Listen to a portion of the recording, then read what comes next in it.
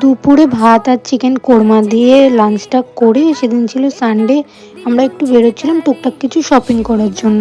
তো এখানে আমি রেডি হয়ে গেছি পুরোপুরি, তারপরে বেরিয়ে পড়েছি। এই শরৎকালের আকাশটা দেখতে না খুব বেশিই ভালো লাগে একটু সারা বছরের তুলনায়।